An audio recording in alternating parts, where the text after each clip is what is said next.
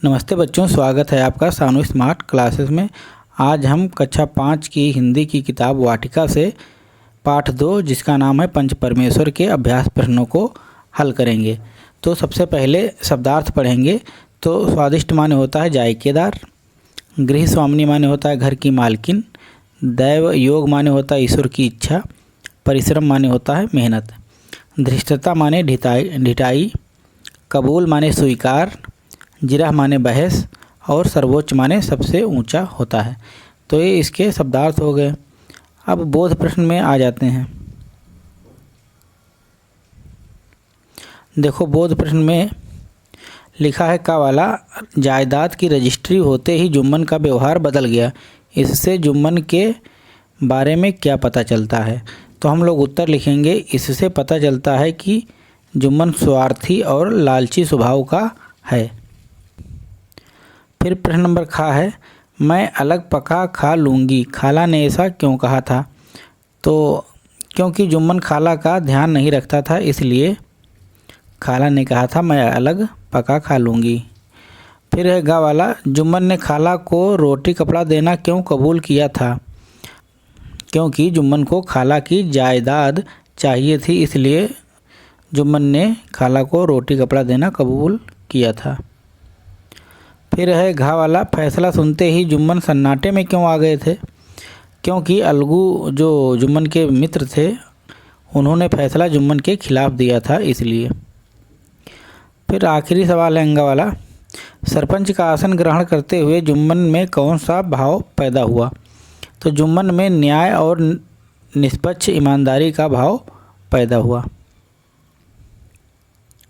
अब प्रश्न नंबर 2 है, सही विकल्प पर सही का निशान लगाओ। तो का वाला है, जुम्मन का मित्र होते हुए भी पंचायत में अलगू ने उसके खिलाफ फैसला दिया, क्योंकि अलगू सच्चा मित्र था। जुम्मन के घमंडी स्वभाव से अलगू नाराज था। या फिर सरपंच का आसन ग्रहण करने वाला व्यक्ति निष्पक्ष होकर न्याय करता है। तो यही तीसरा वाला सही है।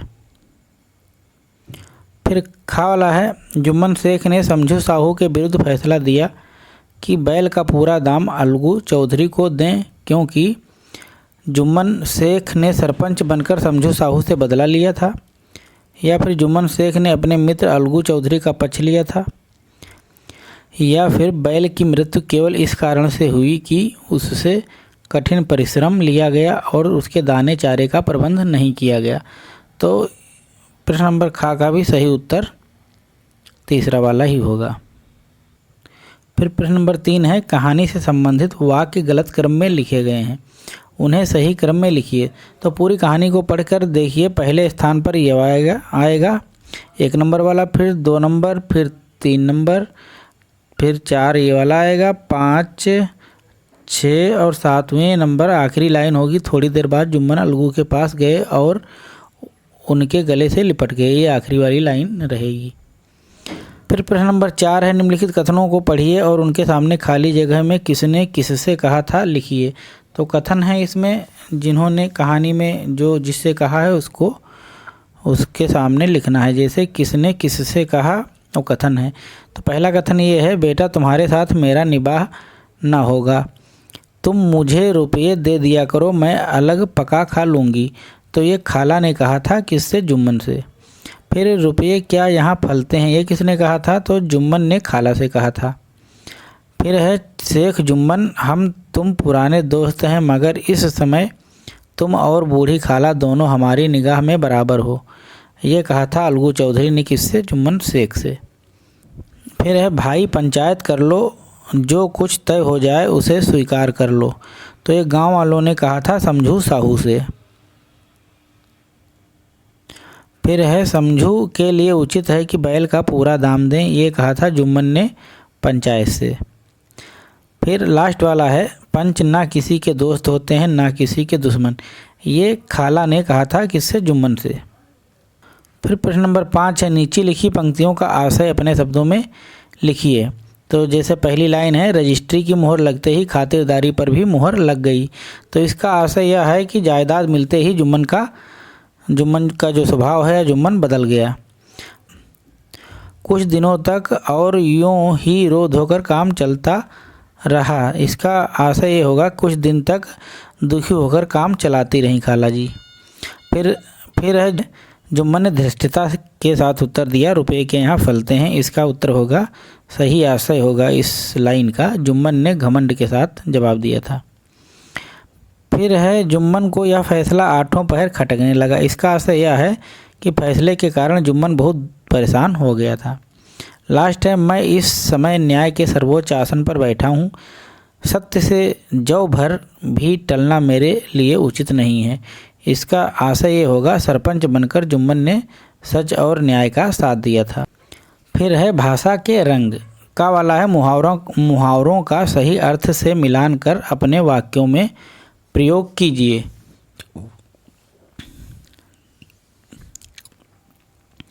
तो क्योंकि जगह नहीं है तो हम मुहावरों का अर्थ हम मिला देते हैं और मौखिक अर्थ मिला देते हैं, और इसका जो प्रयोग है वो हमने कार्यपुस्तिका में भरवाया है, उसमें देखकर कर लेना।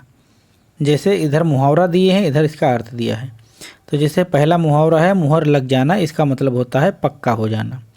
फिर सिर माथे चढ़ाना का मतलब खुशी से स्वीकार करना। फिर है सन्नाटे में आ जाना, मतलब चुप रहना। कलेजा धक धक करना, अधिक घबरा जाना। दिल का मैल धुल जाना मतलब होता है मन साफ हो जाना। तो इस तरह से इसके अर्थ हमने मिला दिए हैं। वाक्य प्रयोग कार्यपुस्तिका में भरवाया गया है, उसको देखकर याद कर लीजिए, भर लीजिए।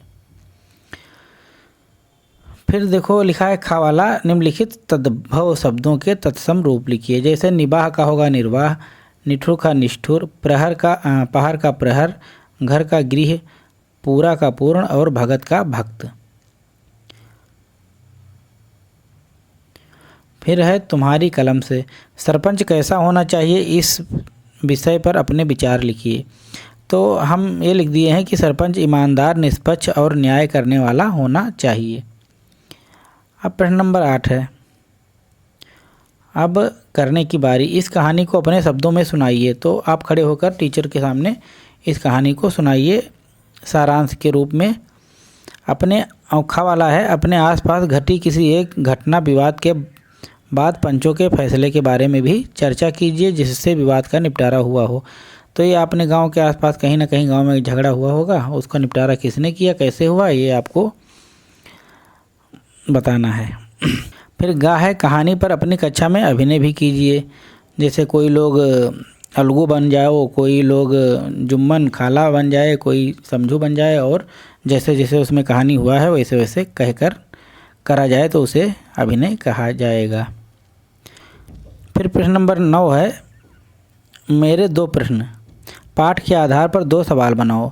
तो मैंने बना दिया है पहला सवाल, जुम्मन का स्वभाव क्यों बदल गया था। दूसरा सवाल है, अलगू ने जुम्मन के खिलाफ फैसला क्यों दिया था। फिर प्रश्न नंबर 10 है, इस कहानी से मैंने क्या सीखा है।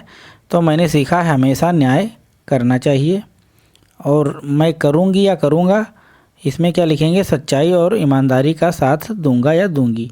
तो इस प्रकार से मैंने पाठ 2 पंच परमेश्वर को पूरा भरवा दिया है। आप भी अपनी किताब में या नोटबुक में इसको नोट कर लीजिए और याद कर लीजिए।